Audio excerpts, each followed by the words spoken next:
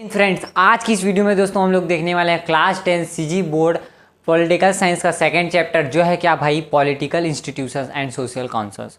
अब मैं बता रहा हूँ आपके जितना भी जो चैप्टर मिलेगा ना, अब सबसे बेहतरीन चैप्टर आपको पॉलिटिकल साइंस में मिलेंगे, जिसमें आपको पढ़ने में भयंकर एक तबाही टाइप का मजा आएगा। ठीक है ना। एक हिस्ट्री है, हिस्ट्री में बहुत मजा आता है भाई। वर्ल्ड वॉर 1 हो गया, वर्ल्ड वॉर 2, हिटलर कहाँ है, कौन सी है रे हिटलर, ये सब नाम सुन के एकदम मजा आ जाता है एकदम।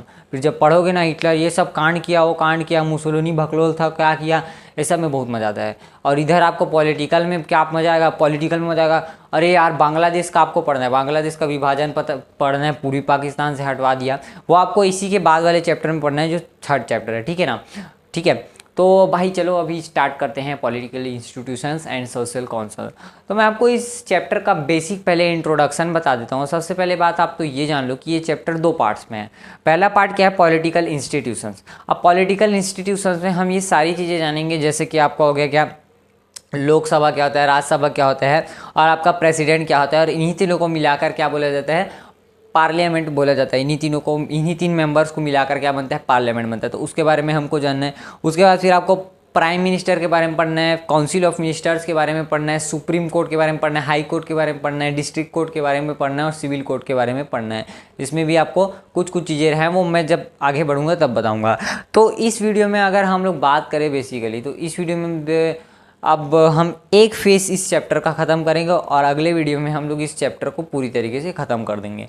तो इस फेस का जो फर्स्ट फेस है, वो आपको प्राइम मिनिस्टर और काउंसिल ऑफ मिनिस्टर तक यहाँ पर ख़त्म करेंगे। फिर नेक्स्ट वीडियो से आपका सुप्रीम कोर्ट और बाकी सारी चीज़ें हम लोग ख़त्म करेंगे। ठीक है ना।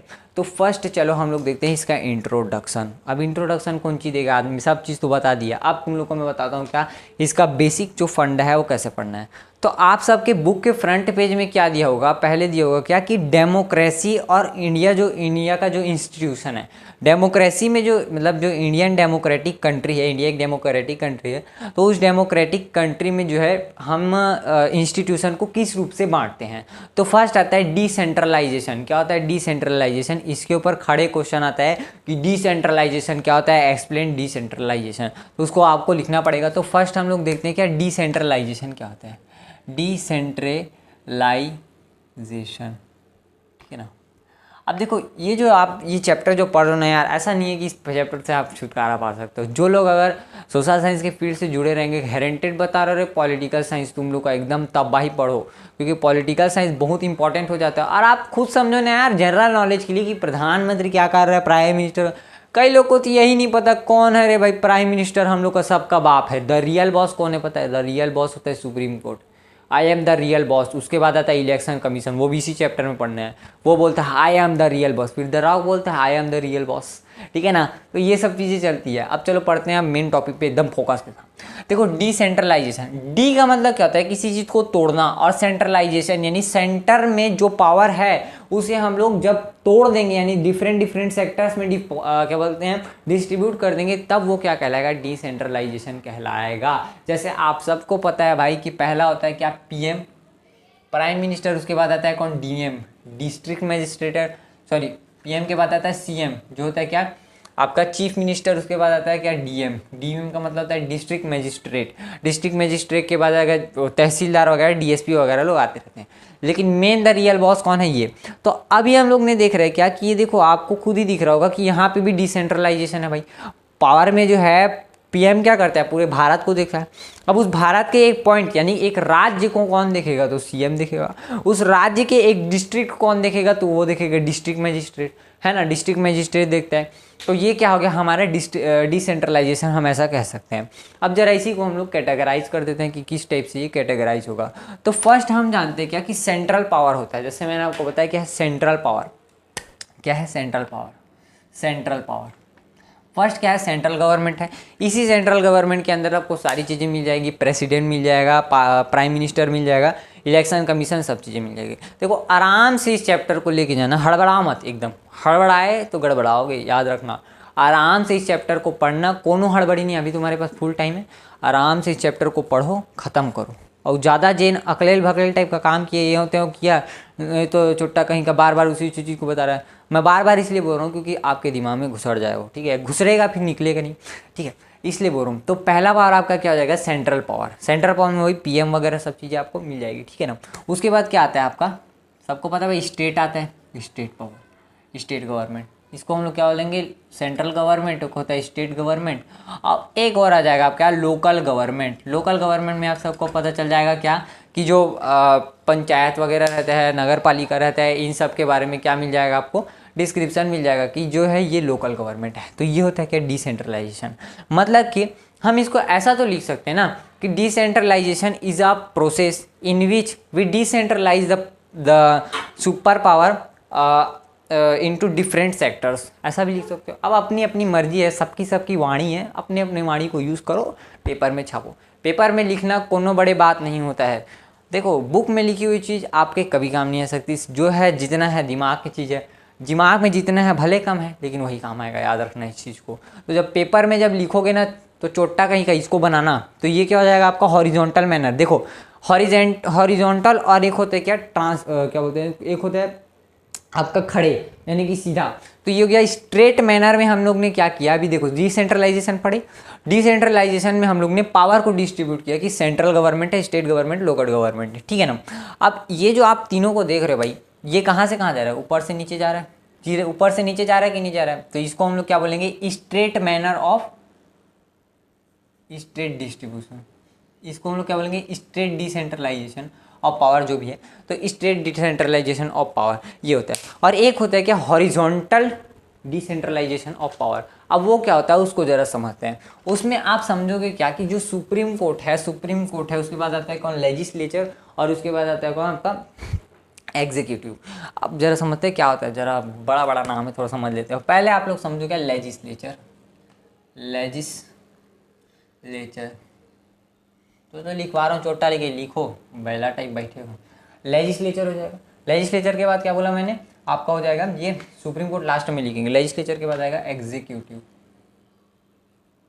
अभी सबका नाम तोड़ के बताऊंगा जी, टेंशन काहे को ले रहे हो तुम लोग। उसके बाद आता है सुप्रीम कोर्ट। अब देखो लेजिस्लेचर क्या करता है, देखो लेजिस्लेचर क्या होता है, देखो लेजिस्लेचर का मतलब होता है जो लॉ बनाएगा, क्या बनाएगा, लॉ बनाएगा।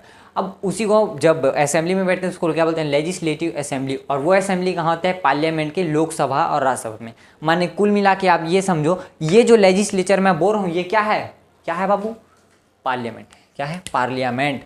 क्या है बाबू, पार्लियामेंट। ए भाई सुनो, ये वाला जो कन्फ्यूजन है ना, ये पहले अपने दिमाग से निकालना, ठीक है ना। यही जो मैं अभी बता रहा हूँ, क्योंकि ये मुझे तो समझ नहीं आया था, आपको पता नहीं आ रहा है कि नहीं आ रहा है। पहले तो मुझे समझ नहीं आया था शुरुआत में, इसलिए मैं आपको भी बोल रहा हूँ कि ढंग से समझो, करके समझ आ जाएगा। तो ये होता है क्या, पार्लियामेंट।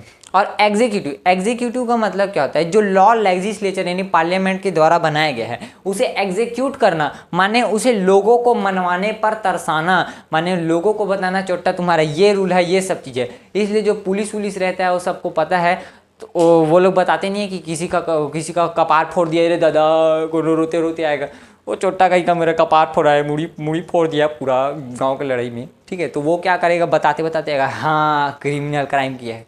जैसे हम लोग को पता नहीं चल जाता है यार कि ये चोट्टा काम किया, ये जो चोरी कर दिया मतलब क्राइम की, सब कहाँ लिखा है, कॉन्स्टिट्यूशन में लिखा है, इसलिए हम सबको पता है। तो वही जो एग्जीक्यूटिव रहता है वो क्या करता है, लोगों को बताता है चोट्टा तुम्हारा ये काम नहीं है, तुम गलत काम किया, चलो तुमको जेल लेके चलते हैं। ये क्या होता है, एग्जीक्यूटिव। तो एग्जीक्यूटिव लोगों का काम क्या होता है, टू एग्जीक्यूट द लॉ। क्या होता है, टू एग्जीक्यूट द लॉ, ठीक है, टू एग्जीक्यूट द लॉ। मतलब इनका काम क्या होता है, पहले अलग अलग रंग से रंग देता हूँ, रंग दे बसंती चोला। देखो ये क्या होता है, मेक लॉ, ठीक है ना, सबके काम है।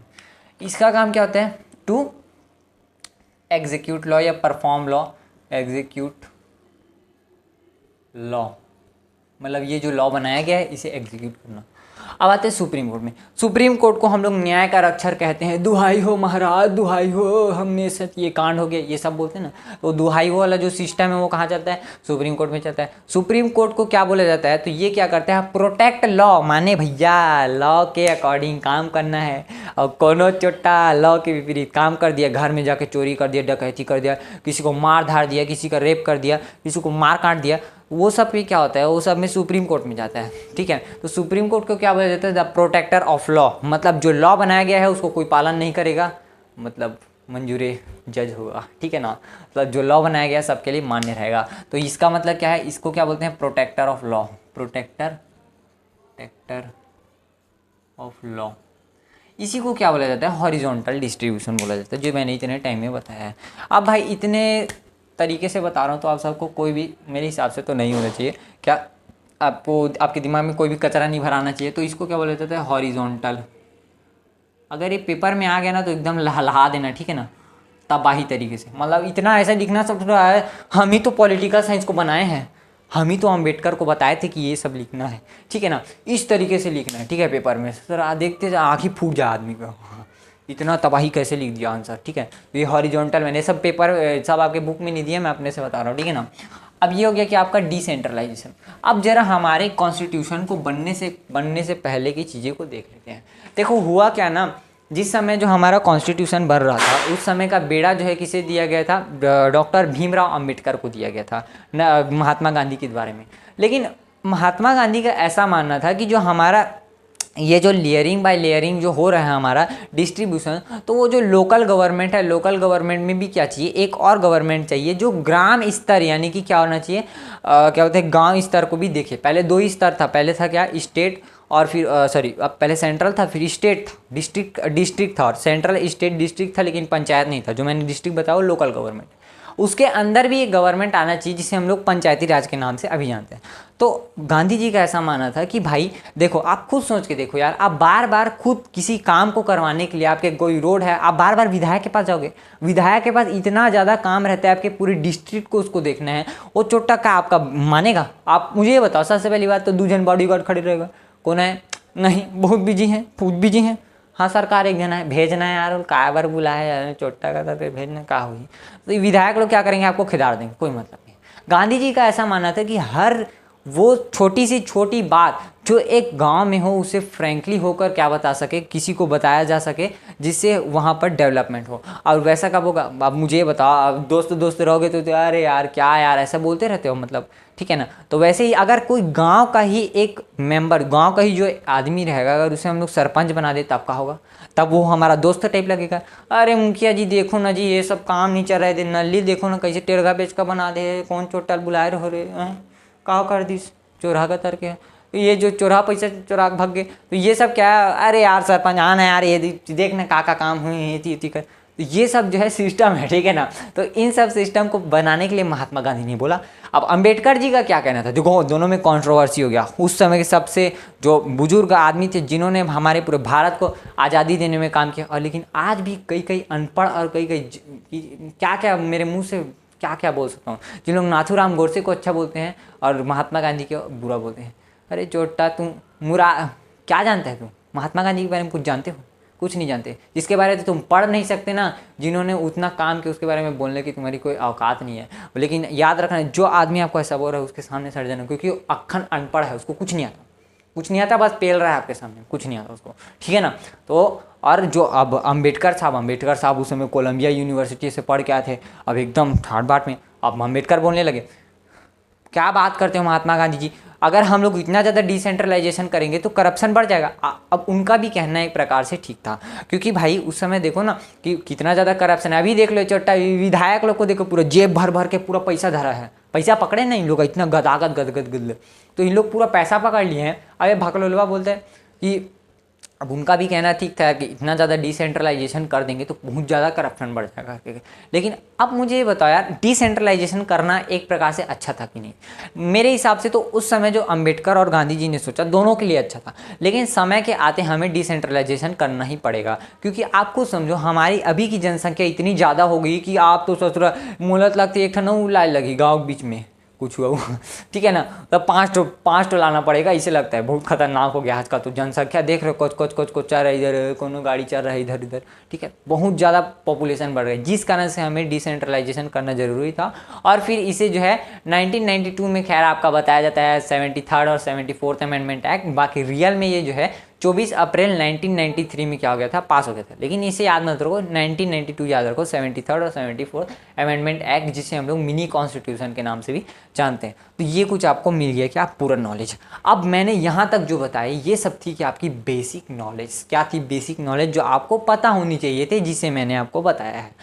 अब हम लोग अपने चैप्टर के मेन फेज को स्टार्ट करने वाले हैं दोस्तों। तो कुर्सी की पेटियां बांध कर लो। अब हम लोग पढ़ने वाले हैं क्या, पार्लियामेंट के बारे में, जिसमें हम लोग पढ़ेंगे लोकसभा, राज्यसभा और प्रेसिडेंट का चुनाव। ठीक है, पार्लियामेंट के बारे में देखो, जो पार्लियामेंट है ना, पार्लियामेंट, तो मैं अब यहाँ पे आपको सब नोट्स बना रहा हूँ भाई, उतने सब का नोट्स जरूरी नहीं था, अब इधर का नोट्स जरूरी है, इसको बनाना अपने कॉपी में लिखना। ठीक है, अब हम लोग देखते हैं क्या पार्लियामेंट के बारे में, पार्लियामेंट के बारे में, ठीक है ना, पार्लियामेंट के बारे में।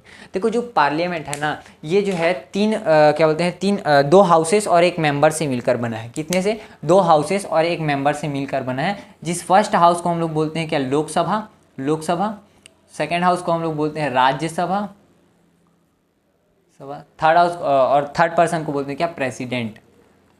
बिना प्रेसिडेंट के ये कंफर्म नहीं है कि ये पार्लियामेंट है। ठीक है, बिना प्रेसिडेंट किसी क्या बोला जाता है, लेजिस्लेचर बोला जाता है। और जब प्रेसिडेंट मिला दिया जाएगा तो क्या बन जाएगा, पार्लियामेंट। समझ आया ना, लेजिस्लेचर और पार्लियामेंट के में क्या डिफरेंस है। ठीक है, अब देखो जो राज्यसभा और ये जो लोकसभा है, इन दोनों को जो जिस देश में ये दो रहते हैं, अमूमन एक ही सभा रहती है, लेकिन दो सभा रहने चाहिए। क्योंकि दो सभा रहने से क्या होता है ना कि क्या बोलते हैं, आपको कंक्लूजन निकालने में ज़्यादा आसानी हो जाती है। भले डिले होता है लेकिन अच्छा निर्णय मिलता है। अब मैं कैसे होगा सब बताऊंगा। तो ये जो है ना, ये जो दो सभा रखने की प्रथा थी, इसे हम लोग बाई कैमरल सिस्टम कहते हैं। क्या कहते हैं, बाई कैमरल सिस्टम। लिख लो भाई, बाई कैमरल सिस्टम। और ये जो बाई कैमरल सिस्टम था ना, इसे हम लोग ने कहाँ से लाया, तो इसे हम लोग ने ब्रिटेन से लाया है। कहाँ से लाया है, ब्रिटेन से। और हम लोग ने सिंगल सिटीजनशिप भी यहीं से लाया। कहाँ से, सिंगल सिटीजनशिप, एकहरी नागरिकता जिसे हम लोग बोलते हैं। जैसे कि आप मुझे बताओ, आप क्या मध्य प्रदेश से कौन हो, तो छत्तीसगढ़ से आपको मध्य प्रदेश जाने में कोनो वीजा उजा लगता है क्या, पासपोर्ट नहीं, ऐसे घूमत टहलत निकल जब कहूँ ढाल ले कौन हो, बस ला धरो, ओ रुको तो रे, चलो बस में बिठार के लोगों का, तो कहाँ हो गए, इंदौर आ गए, कोई दिक्कत नहीं, चलो घूम लेते हैं, है ना, ऐसे घूमते घूमते चल दोगे। लेकिन अमेरिका में क्या होता है, वहाँ पे डबल क्या है आपका, सिटीजनशिप है। वहाँ पर आपको अगर कोलंबिया से लेकर आपको अगर कहाँ पे कहीं भी जाना है, जैसे आपको वॉशिंगटन में जाना है कोलंबिया से, तो आपको वहाँ पर क्या चाहिए, उसका पासपोर्ट चाहिए प्रॉपर। ठीक है, तो हमने वो नहीं अपनाया। और हमने पार्लियामेंट भी जो है ब्रिटेन से लिया है, जिसको हम लोग बाई कैमरल सिस्टम के नाम से जानते हैं। और ये जो प्रेसिडेंट की प्रथा, इसे भी हम लोग ने ब्रिटेन से लिया है। वहाँ पर क्या होता है, रानी होती है, रानी विक्टोरिया, जानते हो ना ये चीज़, ये पहनी रहती है। हम लोग का चुरा के लेके चोरे लोग, ये छोटे लोग को बताऊंगा मैं। देखो चोरे लोग क्या किए, हम लोग का कोहिनूर का हीरा आपने थोतना में धड़ जैसे पहन ली है। ठीक है, वो हम लोग का है, तो वो हम लोग से चुरा के ले गए। तो ये बाइकैमरल सिस्टम भी ब्रिटेन का है और पार्लियामेंट भी ब्रिटेन से ही आया है। और इसमें सिंगल सिटीजनशिप भी ले लो फॉर एन, अगर बाई चांस पूछ दिया तो सिंगल सिटीजनशिप, ठीक है ना, सिंगल सिटीजनशिप भी हम लोग ने यहीं से लिया है। अब जरा समझते हैं भाई कि लोकसभा और राज्यसभा है क्या। देखो लोकसभा और राज्यसभा एक हाउस है जहां पर मेंबर्स बैठते हैं आपके एमपीज। अब एमपीज और एमएलएस में जरा डिफरेंशिएशन कर लो। देखो एमपीज का मतलब क्या होता है कि वो होते हैं सांसद। सांसद का मतलब होता है क्या, जो लोकसभा में बैठकर हमारे लिए क्या करेंगे, डिसीजन लेंगे। पहले आप समझ लो कि लोकसभा और राज्यसभा में क्या अंतर है। देखो लोकसभा, नाम से समझ आ रहा है, लोकसभा यानी कि लोगों के द्वारा चुने गए रिप्रेजेंटेटिव को कहाँ भेजा जाता है, लोकसभा में। नाम से आ रहा है राज्यसभा, अरे दादा राजा महाराजा के लगता है। तो यहाँ पर क्या होगा, चुनाव होगा। किसका होगा, चुनाव, इनडायरेक्टली चुनाव होगा। किसका, क्या बोलते हैं, राज्यसभा के मेंबर्स का। जो लोग, जैसे कि मान लो, जैसे वहाँ पे अभी राज्यसभा के मेंबर है कौन, सचिन तेंदुलकर जी स्पोर्ट्स में हैं। ठीक है, वैसे ही कोई साइंटिस्ट को ले लेगा, कोई लिटरेचर को ले लेगा, कोनो सेक्टर से ले लेगा, और डिफरेंट सेक्टर्स के विख्याता को बुलाया जाएगा और वहाँ पे बैठाया जाएगा। अब बताओ सर जी, तो सचिन तेंदुलकर बोलेंगे, अरे यार वो स्टेडियम में देखना कुकुर मन घुसर जाते, कोकड़ा वोकड़ा मन चिरक विरक देते, इस सिस्टम से बोलेगा। तो सचिन तेंदुलकर अपने बारे में बताएंगे, साइना मिर्जा अपने बारे में बताएगी कि बैडमिंटन में क्या क्या सुधार करना चाहिए। साइंटिस्ट है वो बताएंगे कि हमें साइंस के लिए क्या क्या सुधार करना चाहिए। ठीक है, कोई और दूसरा रहेगा जो आपका रेलवे विभाग का रहेगा, वो बताएगा अरे यार रेलवे में ये सुधार करना चाहिए। तो ये सब चीज़ें हैं। तो जो इम्पोर्टेंट मेंबर्स रहते हैं ना, जो विख्याता रहते हैं, जिनके लिए चुनाव की जरूरत नहीं है, उन्हें हम लोग अपॉइंट कर सकते हैं। देखो चुनाव का मतलब क्या होता है, इलेक्शन, जिसे जनता के द्वारा चुना जाएगा। और अपॉइंट का मतलब क्या होता है, किसी को अपॉइंटमेंट। जैसे आपके क्लास के मॉनिटर का कई बार चुनाव होता है, कई बार अपॉइंटमेंट। जैसे जो टॉपर रहता है उसी को क्या दिया जाता है, ऑब्वियस ये टॉपर्स को ही क्या दिया जाता है, मॉनिटर का पद दिया जाता है। तो कई बार मैम चुनाव करवाती है कि कौन कौन किसको पसंद करता है, वोट करो। और कई बार क्या करती है कि खुद ही अपॉइंट कर देती है, चलो भाई आज से तुम ही रहोगे क्या, मॉनिटर। ठीक है, तो वो हो गया अपॉइंटमेंट और ये हो गया इलेक्शन। तो ये जो राज्यसभा है, इसमें क्या होता है, अपॉइंटमेंट। क्या होता है बाबू, अपॉइंटमेंट। लेकिन इसमें क्या होता है, लोकसभा में क्या होता है आपका इलेक्शन, और इसी इलेक्शन में खड़े होते हैं कौन, एमपीज, और इन्हीं एमपीज को हम लोग वोट देते हैं और फिर वो हमारे लिए लोकसभा में बात करते हैं। आपको पता होगा ना, ऐसे ठोकते हैं ठाए ठाए ठाए ठाए, अभी चल रहा है मोदी सरकार का कुछ चल रहा है, ठीक है ना। तो ये लोकसभा हो गया, आपका राज्यसभा हो गया, ठीक है, इतना समझ आ गया।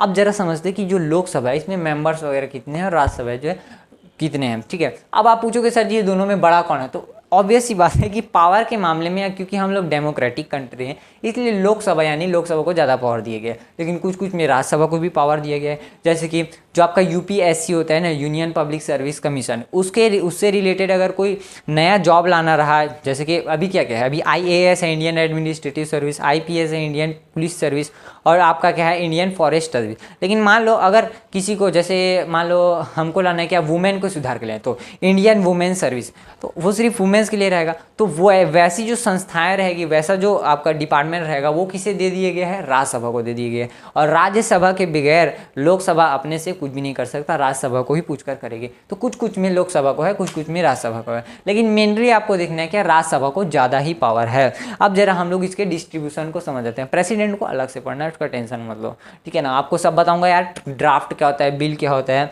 फिर वो एक्ट कैसे बनता है। जैसे आपको पता होगा ना, सिटीजनशिप अमेंडमेंट एक्ट अभी हुआ था आपका 1970 को कैसे हटाया गया, 1970 उसका अलग से टॉपिक है, उसको हम लोग बताएंगे आर्टिकल वगैरह। तो जरा आप लोग समझते हैं क्या differentiation between Lok Sabha and Rajya Sabha. अगर आ गया पेपर में तो क्या करोगे, ready for the worst condition. देखो कई हमारे यहाँ क्या दिक्कत है पता है, आप लोग क्या समझते हो कि पेपर में नहीं आएगा, पेपर में नहीं आएगा, अरे चोट्टा आ गया तब क्या करोगे, ready for the worst condition. नहीं आया तो ठीक है, कोई दिक्कत नहीं, तैयार होना चाहिए। आ गया तो क्या होगा, आ गया तो बना लेंगे, इतना पावर होना चाहिए, कॉन्फिडेंस होना चाहिए। आ गया तो अरे छूने नहीं देगा, भनक नहीं लगने देते, बिना बुक देखे अगर कल पेपर देना हुआ तुम लोग को ना, तो भी अगर आपको ये याद रखना कि अगर आप इतना ज़्यादा प्रिपेयर्ड हैं, वेल प्रिपेयर्ड हैं कि आपको अगर कल भी एग्ज़ाम देना हो ना, तब भी आप एग्ज़ाम दे सके, तब समझो कि आपका रिजल्ट होने वाला है, क्योंकि आपका नंबर अच्छा आने वाला है। और जो सोचा कि भाई कल पेपर देना है तो टेंशन आ रहा है, नहीं हो रहा है कुछ चीज़ें, तो याद रखना 1 महीने बाद भी नहीं होगा, 1 महीने बाद भी नहीं होगा, याद रखना। मतलब जितना आप प्रैक्टिस कर सकते हो रगड़ लो, उसके बाद लास्ट के 1 महीने आप आराम से निश्चित होकर रिविजन करना, बस आराम से करना, ठीक है ना। अब जरा समझते क्या डिफ्रेंशिएशन। तो मैं भाई इसे 2 लाइन खींच देता हूँ, इधर राज्यसभा इधर लोकसभा लिख दूंगा, इधर राज्य, ठीक है, राज्यसभा। अब देखो इसमें कुछ कुछ मेन पॉइंट्स है जो मैं बता रहा हूँ। फर्स्ट होगा क्या, मेंबर्स के आधार पर। क्या होगा, मेंबर्स के आधार पर, थोड़ा अलग रंग से रंगेंगे, रंग दे बसंती चोला, तो ये है 4-5 ठो हम लोग लिख लेते हैं। मैं मेंबर्स के आधार पर पहले बांट, ये हो जाएगा क्या आपका मेंबर्स, मेंबर्स के आधार।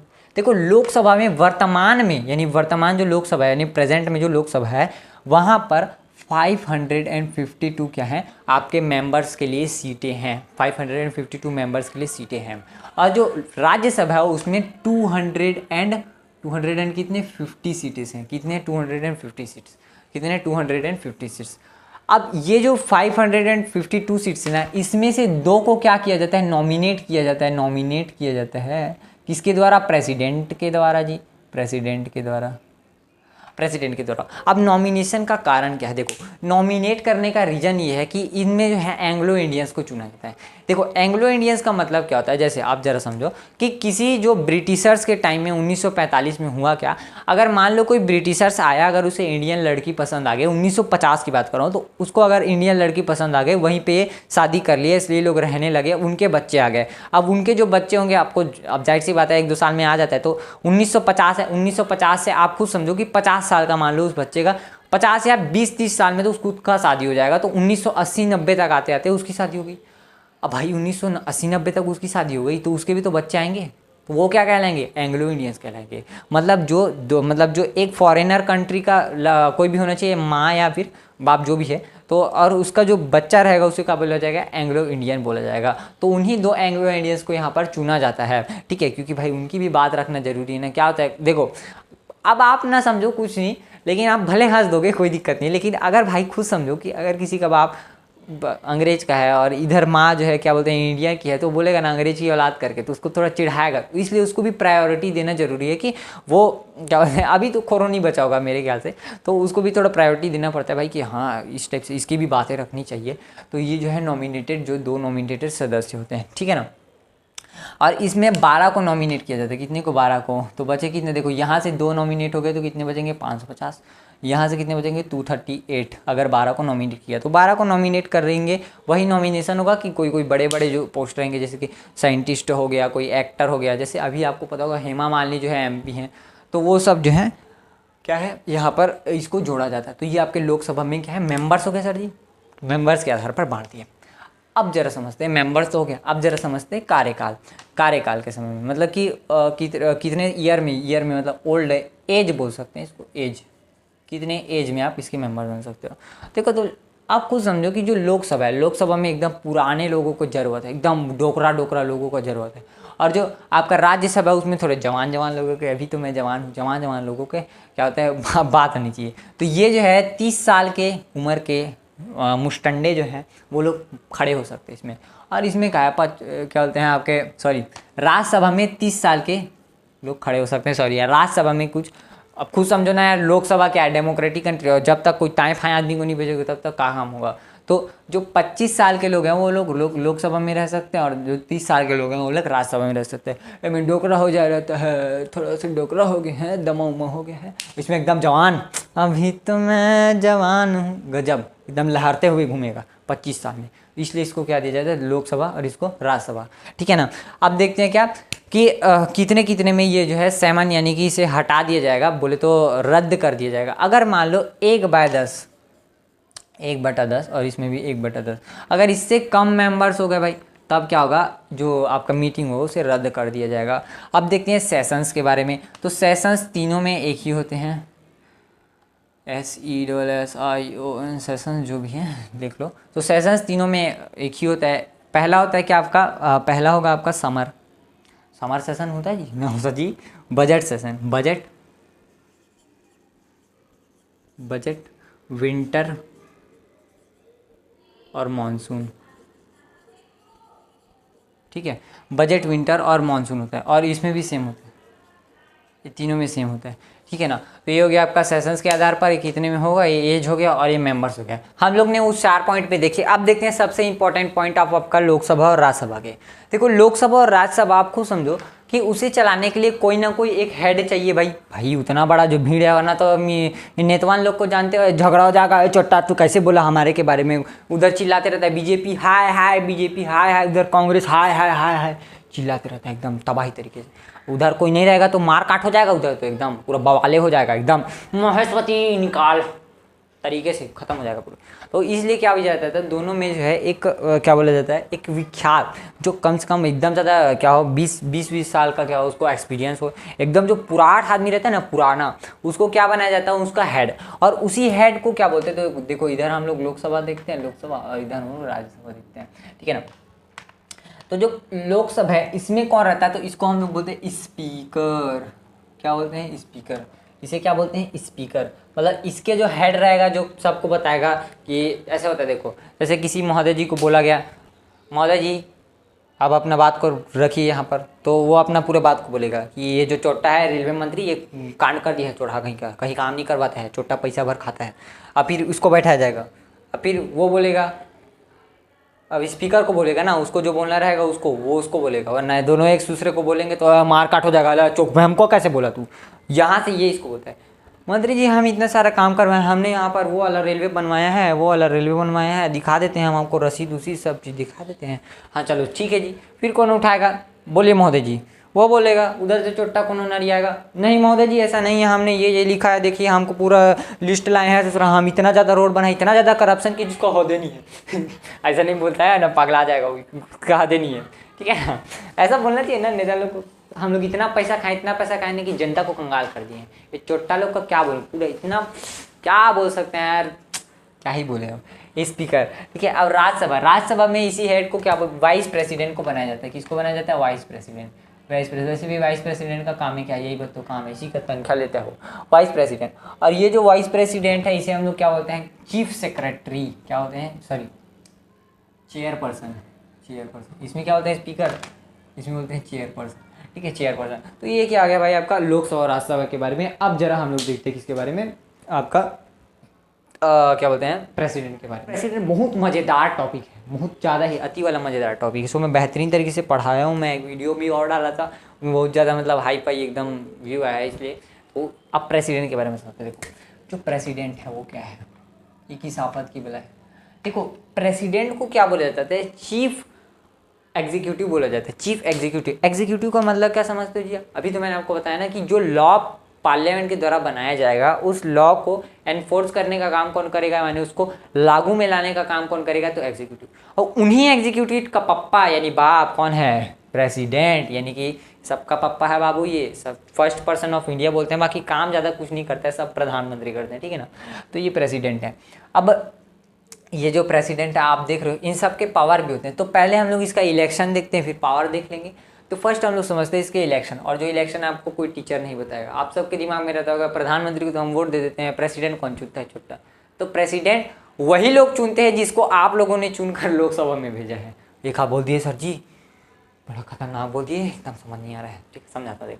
देखो प्रेसिडेंट का जो आपका इलेक्शन है ना, ये क्या होता है, ये होता है प्रोपोर्शनल, जिसमें मैं आपको चुनाव देना है तो सबको एक एक दो दो नंबर ही देना है। लेट सपोज यहाँ पर मैं 3 नामों को खड़ा कर रहा हूँ, 3 नामों को जो है मान लो A, B और C, 3 नामों को मैंने खड़ा किया, ठीक है ना। अब इन 3 नामों में से मान लो अब 4-5 सदस्य को क्या देना है, इसमें से क्या बोलते हैं, आप सबको देना होता है वोट। अभी मैं आपको वोटिंग कराना सिखाता हूँ। देखो पहले आदमी जो वोट करने के लिए आया उसको पहला नंबर वाला 1 नंबर लगा, तो उसको 1 नंबर दिया, नंबर वाइज होगा। उसको B वाला अच्छा नहीं लगा तो तीसरा दिया, इसको दूसरा दिया। अब जो दूसरा वाला है उसको पहला वाला अच्छा नहीं लगा, उसको दूसरे नंबर में ये अच्छा लगा, पहले नंबर में ये अच्छा लगा, तीसरे नंबर में ये अच्छा लगा, ठीक है। अब फिर जो तीसरा वाला आता है, नहीं जी ये वाला ज़्यादा अच्छा है, तो ये वाला जो है दूसरा अच्छा हो, तो ये बहुत खतरा है, खतरा ही करता है बहुत, ये आ गया, ठीक है। अब तीसरा वाला थे, तीसरे वाले को C वाला एकदम लगता है, अरे दादा हमारे दिल के को ना तीसरे वाले को ये ज़्यादा अच्छा लगता है, ये एकदम घटिया लगता है, ये दूसरे नंबर में ठीक लगता है, ठीक ठाक है सर जी। चौथे वाला है, चौथा वाला ये, पाँचवा वाला है, पाँचवा वाला बोलते हैं, चौथा नहीं, पाँचवा वाला बोलते हैं ये ज़्यादा अच्छा है, ये फिर दूसरे नंबर में, तीसरे नंबर में। अब उसके बाद क्या होगा, प्रथम चरण की गणना होगी कि पहला नंबर किसको ज़्यादा मिला है, पहला नंबर किसको ज़्यादा मिला है। देखो तो यहाँ पर इसको पहला नंबर 1, 2, 3, माने इसको पहला नंबर कितना मिला है, 3, ठीक है। इसको कितना मिला है, 1, इसको कितना मिला है, 1। अब ये जाए भाड़ में, ये खाया पिज्जा, ये बन गया क्या, प्रेसिडेंट। अब लेकिन मान लो हुआ क्या कि किसी को बाय चांस क्या क्या होता है, कभी कभी जो वीवी गिरी थी ना उनके समय में ऐसा हो गया था। तो बाय चांस अगर हो गया क्या बवाल कि भाई देखो 2 जन को सेम मिल गया, जा इसको मिल गया 2, इसको मिल गया 2, और ये चोटा खा रहा है 1, माने ये तो बाहर हो गया। अब ये 2-2 ठोक मिल गया इसको क्या, 1-1 नंबर। अब क्या होगा, द्वितीय चरण की मनगणना। अब होगा क्या, 2 नंबर किसको ज़्यादा मिला है, देखो 2 नंबर किसको ज़्यादा मिला है, ये चोटा दोनों बराबर हो जाएगा, 1, 2, इसको भी 2 बार मिला है, और यहाँ से 1, 2, इसको भी 2 बार मिला है, जा, और ये तो चोटा खाली बाहरे है वो, इसको फिर से 2 बार मिल गया। अब देखते हैं कि तीसरा किसको ज़्यादा बार मिला है जी, कि तीसरा किसको ज़्यादा बार मिला है।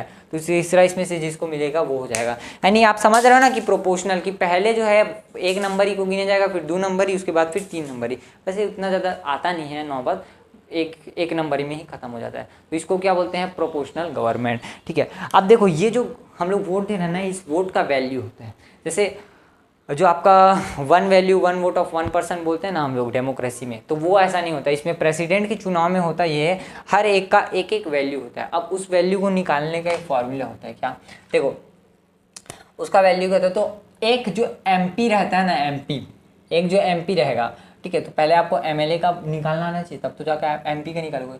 तो जो MLA रहता है उसका वैल्यू कितना होता है, तो जितना टोटल पॉपुलेशन है, टोटल पॉपुलेशन अपॉन में क्या कर देना है, total number of MPs, total जो MLAs रहेंगे ना इनटू में 1000, इतना करोगे तो क्या मिल जाएगा, एक वैल्यू ऑफ 1 MLA, माने एक जो आपका MLA रहेगा ना, एक जो आपका विधायक रहेगा उसकी वैल्यू इतनी आ जाएगी। अब यही वाले जो विधायक हैं, यही विधायक MP के लिए वोट देंगे जी, MP के लिए वोट दे तो ठीक है। अब ये MP के लिए वोट देंगे। अब ये जो MP के लिए वोट दिया गया है भाई, तो ये जो MP के लिए वोट दिए गए, तो इस 1 वैल्यू ऑफ MP क्या होता है, तो इसमें टोटल नंबर ऑफ कितने जो वैल्यू है उसका, किसका, एमएलए का टोटल जो है total value of MLA, total value of MLA upon में क्या कर दिया जाता है, नंबर ऑफ एमपीज।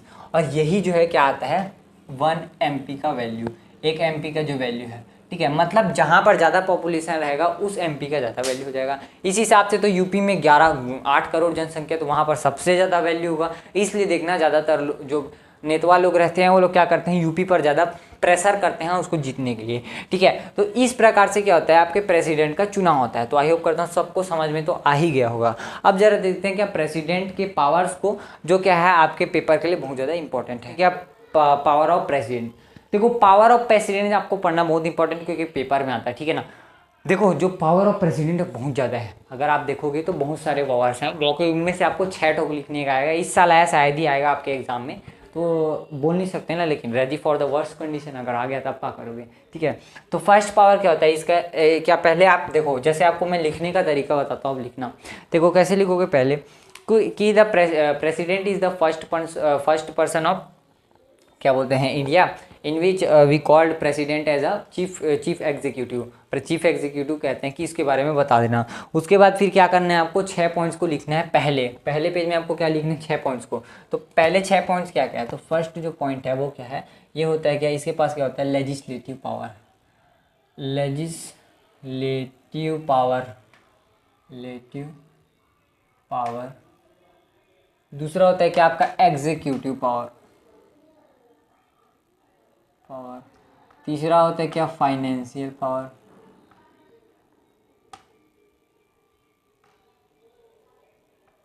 फाइनेंशियल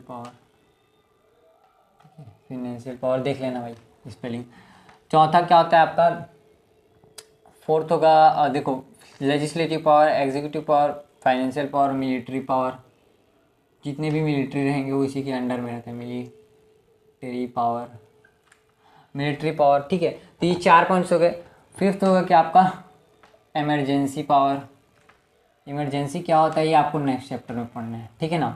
छठवा क्या होगा आपका, डिप्लोमेटिक पावर, ठीक है। तो ये 6 पॉइंट भी आप लिखोगे तो चल जाएगा। आपके बुक में भी और भी दिया हुआ है, तो उसको आप देखकर लिख सकते हैं। अब मैं ज़रा इन सब के बारे में आपको एक्सप्लेन कर देता हूँ कि क्या क्या होता है लेजिस्लेटिव पावर। देखो लेजिस्लेटिव पावर में फर्स्ट आप क्या करोगे कि president appoints all the big post of India just like UPSC, ठीक है, जिसमें यूनियन पब्लिक सर्विस कमीशन आ जाता है, जिसमें हम लोग IPPSC वगैरह के बारे में देखते हैं। और क्या बोलते हैं, president can be annexed the power of anybody, या फिर आप बोल सकते हैं कि जो प्रेसिडेंट रहेगा वो एनेक्स कर लेगा किसी क्या बोलते हैं, या फिर किसी के जॉब को ही डायरेक्ट रद्द कर सकता है। कौन, प्रेसिडेंट। उसके पास इतनी पावर होती है कि वो किसी की भी जॉब को क्या होता है, रद्द कर सकता है, एक्सेप्ट सुप्रीम कोर्ट। जज वगैरह से वो बहुत दूर रहता है, मतलब जज जो है ना अपने आप में बहुत दूर रहता है सबसे, ठीक है। जज को दूर भी रखना जरूरी है, क्योंकि न्याय अंधा होता है, न्याय जो देखेगा वो बताएगा यार, ठीक है ना। इस हिसाब से जज को दूर रखा जाता है। तो ये आपका लेजिस्लेटिव पावर 2 हो गया। दूसरा आता है क्या आपका एग्जीक्यूटिव पावर। तो हाँ एक चीज़ समझो, पहले आपको ड्राफ्ट वगैरह के बारे में नहीं बताया ना, चलो बता देते हैं। देखो ड्राफ्ट वगैरह क्या होता है, देखो तो जो ड्राफ्ट है ना, देखो कोई भी बिल जो है पास होने से पहले, लोकसभा और राज्यसभा में जाने से पहले कोई भी चीज़ ड्राफ्ट बने रहता है। तो फर्स्ट क्या होता है, ड्राफ्ट। ये ड्राफ्ट को हम लोग क्या कहते हैं, मसौदा, यानी कि यही जो रहता है। पहले देखो हमारा पूरा कॉन्स्टिट्यूशन ड्राफ्ट था, फिर उसे बिल बनाया गया और उसे एक्ट के रूप में पास किया गया। यही जो ड्राफ्ट है ये जाता है कहाँ पे, आपके पार्लियामेंट में। और पार्लियामेंट में लोकसभा राज्यसभा दोनों जन हड़ता क्या बोलते हैं, दोनों लोकसभा और राज्यसभा दोनों क्या करते हैं, इस ड्राफ्ट को पास करते हैं।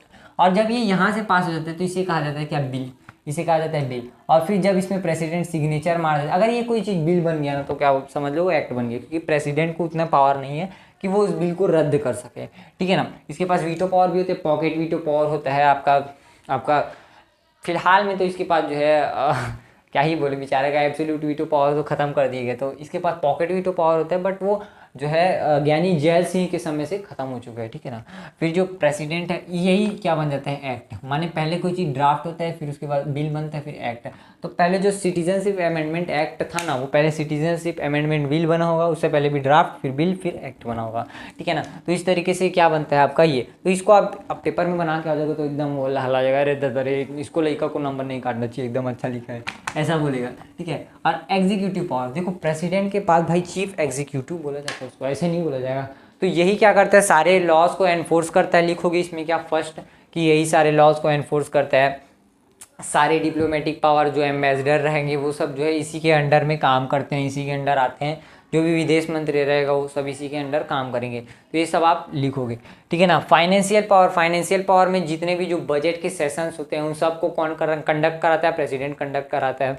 प्रेसिडेंट जो है वो फाइनेंशियल मिनिस्टर जो रहता है, फाइनेंस मिनिस्टर जो रहता है ना इकोनॉमिक का, उसको क्या करता है, अपॉइंट करता है, ठीक है। तो ये सब चीज़ आप लिखोगे। और इसमें लिख सकते हो कि जो इमरजेंसी रहता है, फाइनेंशियल इमरजेंसी, उसे भी कौन लगाता है, उसे भी आपका प्रेसिडेंट लगाता है। जो जो बोल रहा हूँ उसको आप कॉपी में नोट कर लेना, फिर उसे आप अपने शब्दों में लिखना, क्योंकि मोटे मोटे शब्द लिखा कोई मतलब नहीं है।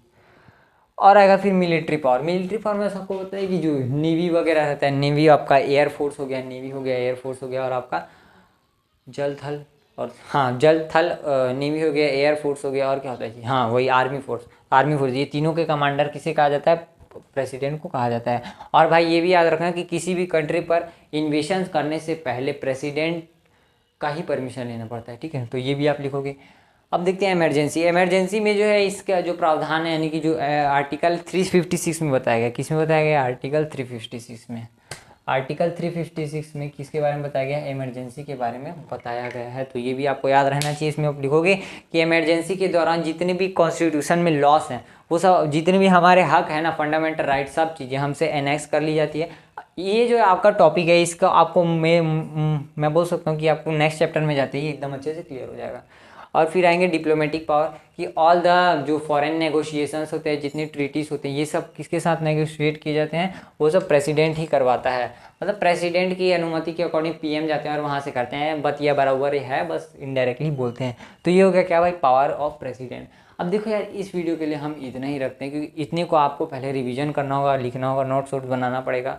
तो इसको पहले आप पढ़ लो, रिवीजन वगैरह कर लो। इसके बाद हम लोग नेक्स्ट वीडियो में देखेंगे क्या, कि पावर ऑफ पार्लियामेंट क्या होता है। अब यहाँ से हम लोग ने पढ़ लिया कि लोकसभा, राज्यसभा, फिर प्रेसिडेंट।